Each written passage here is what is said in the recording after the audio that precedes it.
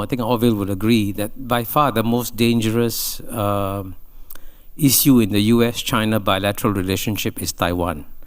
If there's one thing that could cause a war between the United States and China, it is Taiwan. And I think you all know that from the Chinese point of view, Taiwan is the last living symbol of the century of humiliation, because Taiwan, as you know, was first separated from China after China lost the Sino-Japanese War in 1895.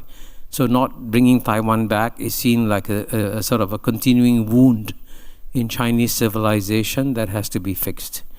But at the same time, to prevent war, the best thing we can do is to keep the status quo as it is and not change it in any way. And so those who want to preserve peace in Taiwan Straits keep the status quo. And some of it is fictional, of course. The fiction is that the Republic of China represents all of China. But that's a fiction that's actually very important for peace. The minute you drop that, you create war. Now, at the same time, I think we must all understand and respect the desire of the people of Taiwan to keep their lifestyles as it is. They don't want to change. They don't want to join mainland China. That's understandable. But if you want to find a solution that accommodates both the desire of the Taiwanese people to keep the way of life they're used to without any change whatsoever, without any fear, without any different, and to also prevent a war, it can be done. But the question is, do you want to see peace across Taiwan Straits, or do you want to see a war?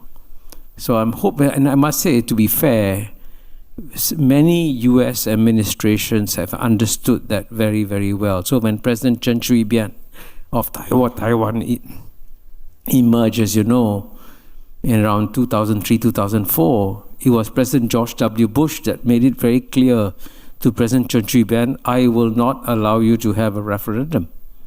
That was a very wise decision made by the President of the United States. So the US government understands the sensitivity of this issue. So that's got to be very carefully managed. Now, in the case of what happens when Trump comes back, I think... If Trump comes back. Huh? If Trump comes back. Oh, if. We're not being please predictive. delete that from the record. No, I'm sorry. No. By the way, let me be very blunt, very direct. I would say most countries in the world would be happier if President Joe Biden's elected. Let me be very clear about that.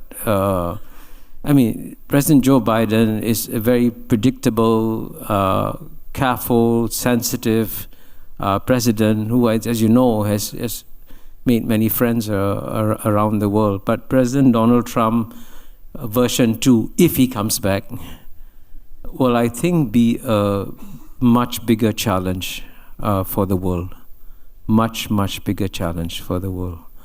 And that's why, actually, in some ways, if the United States could focus a bit more on its own internal challenges, as I say in chapter 7 of my book, As China Won, if the United States could become less of a plutocracy and create a society where the bottom 50%, who have seen a stagnation in their standard of living for 30 years, if you can improve their standard of living, give them a sense of hope, then they won't vote for Donald Trump.